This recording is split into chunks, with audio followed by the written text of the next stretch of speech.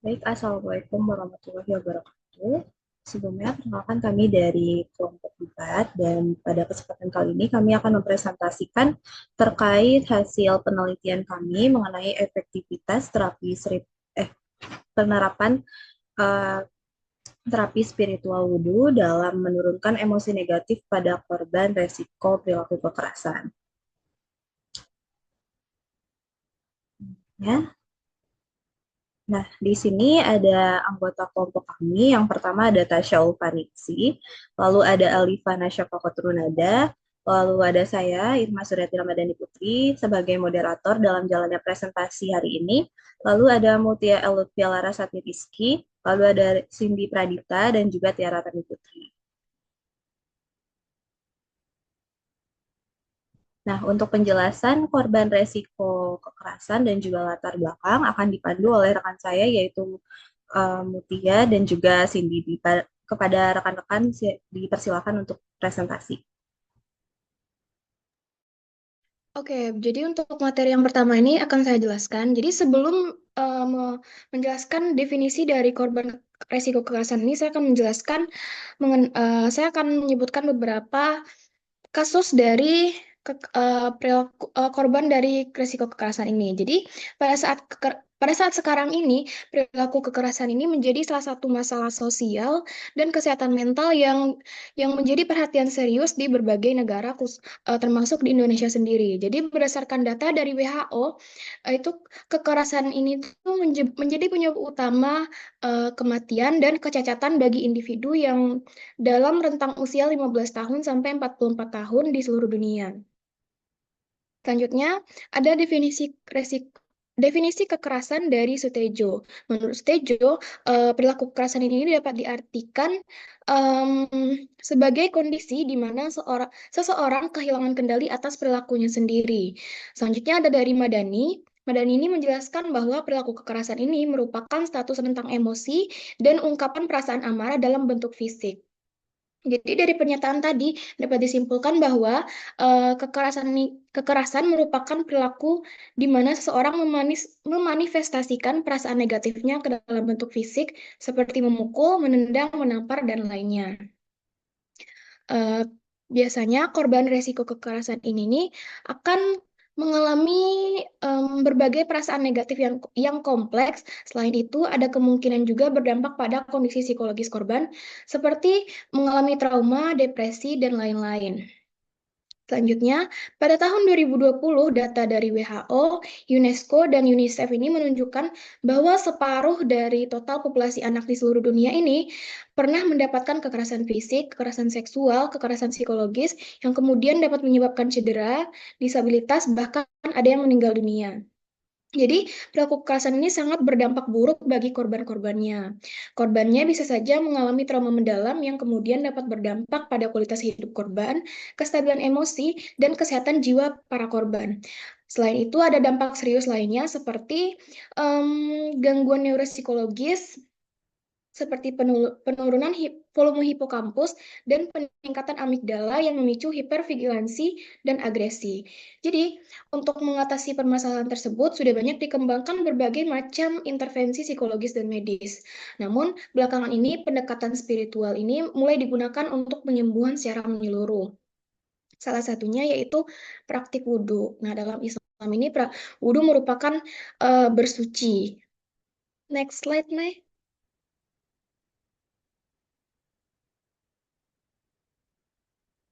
Oke, jadi wudhu ini merupakan serangkaian kegiatan bersuci mulai dari tangan, kepala, dan kaki yang biasanya dilakukan sebelum sholat.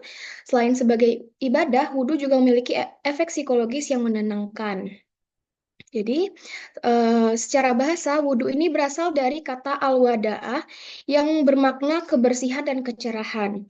Eh, Selanjutnya, wudhu ini dilakukan dengan tujuan untuk menyucikan diri dengan membasuh tangan, wajah, bagian kepala, dan kaki. Berdasarkan penelitian dari Prayogi dan Ramawati, menunjukkan bahwa penerapan terapi spiritual wudhu pada korban perilaku kekerasan dapat membantu untuk mengelola emosi dan memberikan rasa tenang. Sekian dari saya kembalikan ke materi selanjutnya akan dijelaskan oleh Lea. Kepada Lea, saya persilahkan. Oke, terima kasih. Boleh next slide. Oke, dari penjelasan Cindy tadi, itu kan ada tuh sebelum-sebelumnya ada penelitian-penelitian yang mengatakan kalau wudhu tuh bisa mengurangi mengurangi perasaan negatif. Kayak misalnya di penelitiannya Ria Mardiono itu bilang kalau eh, itu bisa terapi spiritual wudhu itu bisa mengontrol emosi pada korban resiko kekerasan. Terus juga ada penelitian yang bilang kalau terapi spiritual wudhu itu juga bisa mengontrol perilaku kekerasan yang dilakukan oleh si pelaku. Jadi karena itu kami itu pengen mengkaji lebih dalam mengenai efektivitas terapi spiritual wudhu untuk mengurangi perasaan negatif yang dirasakan oleh korban resiko kekerasan. Sekian dari saya kembalikan ke moderator.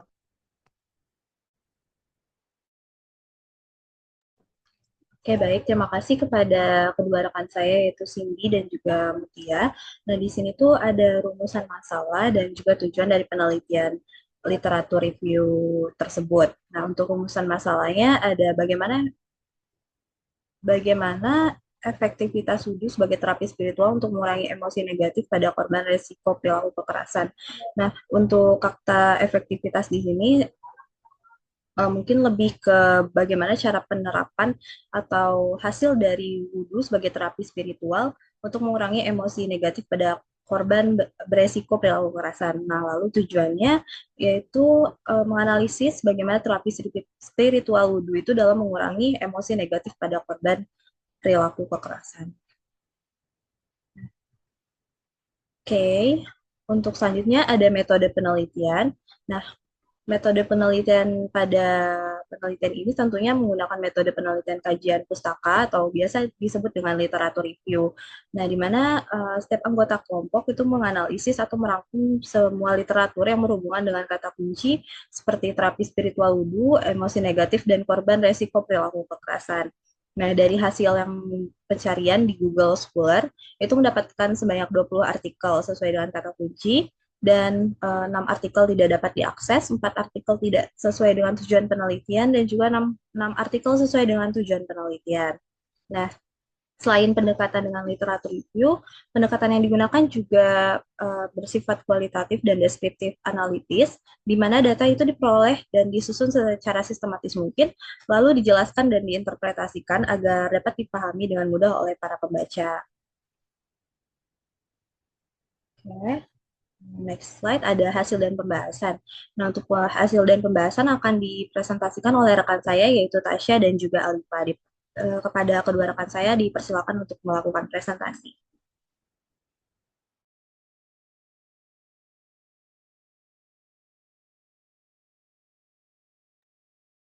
Baik, terima kasih kepada moderator.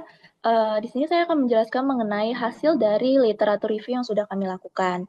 Nah, untuk melihat efektivitas dari terapi wudhu ini, kami melihat dari dampak atau manfaat yang diberikan dari terapi wudhu yang sudah dilakukan. Nah, dari beberapa artikel yang sudah kami review, adapun dampak atau manfaat dari terapi wudhunya sudah kami rangkum sebagai berikut. Yang pertama itu adalah dampak pertama dari terapi wudhu itu menurunkan agresivitas yang membuat pelaku atau korban itu menjadi lebih nyaman dan tenang. Nah, dampak ini bisa dilihat dari artikel nomor 1, 4, dan 5. Lalu yang kedua, adanya penurunan gejala dan risiko perilaku kekerasan verbal seperti nada ketus dan suara yang kasar. Hal ini bisa dilihat dari artikel nomor 2, 3, dan 6. Lalu yang ketiga, adanya penurunan gejala dan risiko perilaku kekerasan fisik seperti pandangan tajam, mengepalkan tangan, atau jalan mondar-mandir. Nah, untuk artikelnya bisa dilihat dari artikel 3 dan 6. Lalu yang terakhir, adanya penurunan gejala dan risiko perilaku kekerasan emosional seperti menyalahkan orang lain. Hal ini bisa dilihat dari artikel ke nomor 3. Untuk pembahasannya akan dilanjutkan oleh rekan saya Alifa. Kepada Alifa dipersilahkan. Oke, baik. Terima kasih, Tasya. Saya akan melanjutkan bagian pembahasan. Jadi, wudhu itu sendiri bukan sekedar membersihkan tubuh, tetapi juga dapat menenangkan jiwa. Praktik ini tuh sendiri efektif untuk meredakan emosi negatif seperti amarah, stres, ataupun juga kecemasan. Nah, praktik ini pun dilakukan dengan gerakan yang berulang, yang sifatnya tuh relaksatif. Nah, dalam konteks spiritual sendiri, wudhu ini dapat memperkuat koneksi kita dengan Tuhan, dan juga dapat meningkatkan resiliensi psikologis, sehingga bermanfaat bagi individu. Nah, secara psikologi sendiri, praktik individu ini mengandung elemen relaksasi dan juga mindfulness.